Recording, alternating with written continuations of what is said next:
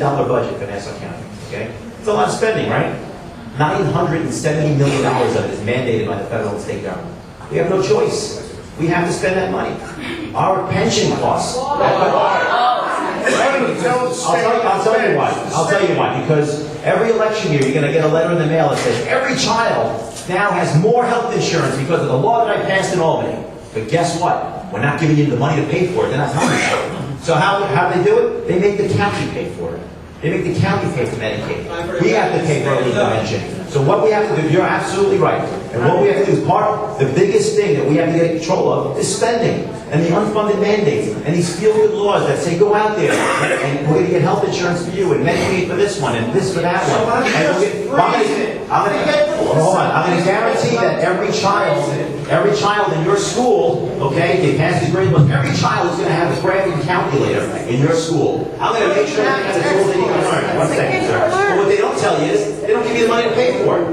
Farmingdale's spending $200,000 in that school district this year that they have to spend because the government in Albany mandated that they buy those calculators. Oh, we still not answering the question. What is being said about? I'm getting to the point. So we have to talk. We need to get directly to the point. Listen, I'm answering your question. Okay. So the taxes. No one wants to raise taxes. This is an election year. Think anybody up here wants to raise taxes in an election year? Absolutely not. We don't. And the reason I'm here today is to talk about taxes because we need an honest debate about this stuff. Nonpartisan. You may not like me because I'm a Democrat, but I will tell you something. You know, the fact is, I see you all agreeing with me. Thank you. But the fact is, the facts are, you need to know where all this money's going. You need to know the spending and the waste and the fraud and the abuse and all the things that are going on here. We have to spend less money. Absolutely. I would love to spend less money. But I will tell you, what legislature Schmidt doesn't tell you is that he proposed 900 new police officers over the So you're not going to answer the question. At a spending of a few $100 million. We have like we got to go on to the next question. If I could just answer the question, if I may take a moment, I handed out a mailer. You're right, this is about civility and education. I handed out a mailer and I handed out a detailed sheet on the Property Taxpayers Protection Act. It limits spending.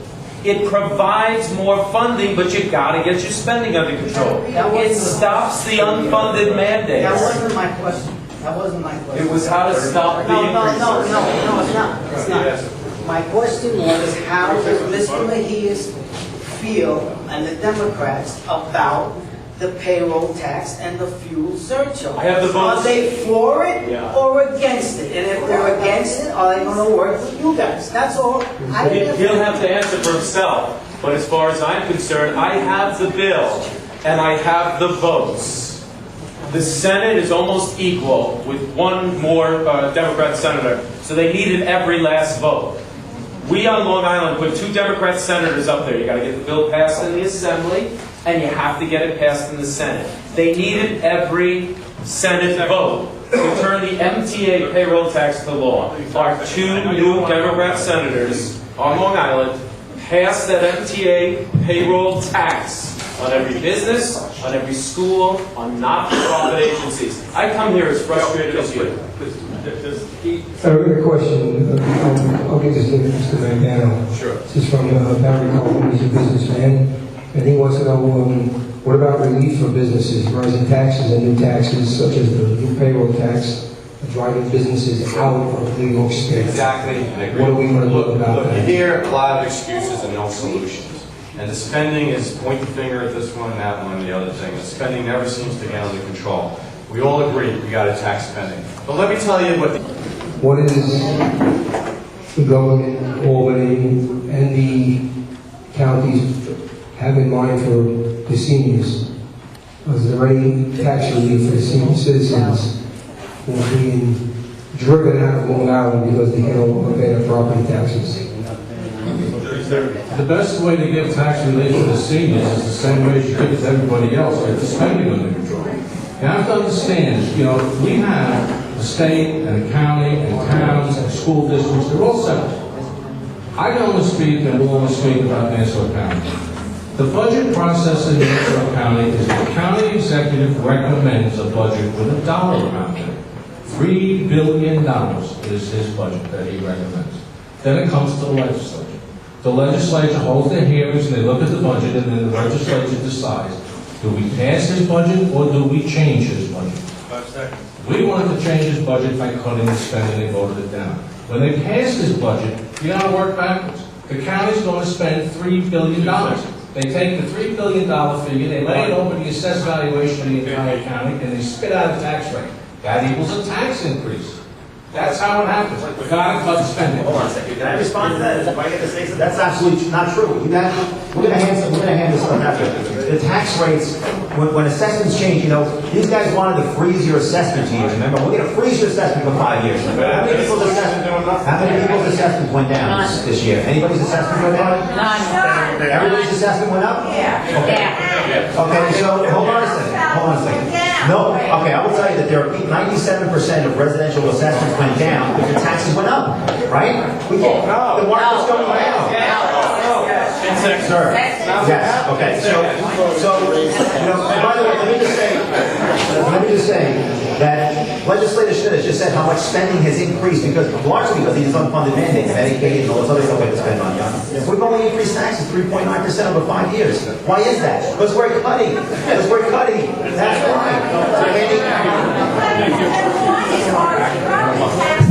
Every single The year. county property tax aren't going, the school taxes are going up. The one thing that is common here, we're all talking about taxes. We're all talking about the one question, we're all talking about ways and how to reduce taxes. What we can do to reduce taxes. Of all the people on this board, there's only one person. Of all the people who are here tonight, there's only really one person who came into office. And you had said there's was it $20 to $30 million deficit? $30 million? How did you get a $30 million deficit to turn it into a surplus? Look, ladies and gentlemen,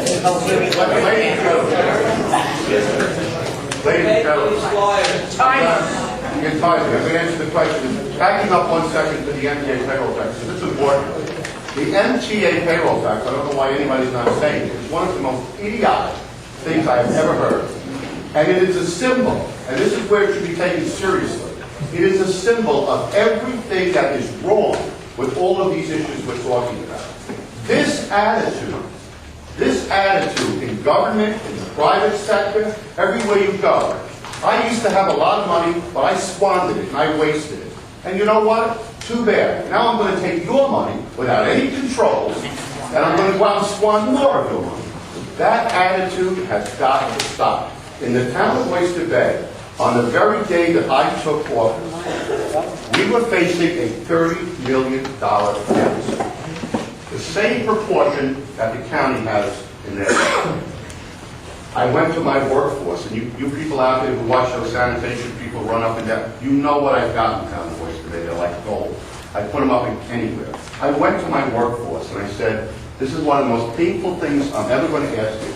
But would you work for a year without any increase at all? Now, those of you who are involved with labor unions, you know what anathema that is to a labor union. It's almost an impossibility. But you know what? They did it because they recognized that is to take a zero for 1 year and maybe only 1% next year and not be greedy and keep our jobs. We made tough decisions. Cars, trucks, everything out the window. And you know what? A $30 million deficit. It took time. It didn't happen in 1 year. It took time. But in the course of about 5 to 6 years, a $30 million deficit became a $10 million surplus, and it is now growing. And the level of services stayed exactly where they were. The garbage is still getting picked up. Your park is still here. The concerts are still ongoing. It can be done, but you need people. You need people who are going to, it's as simple as this, folks, who are going to do the right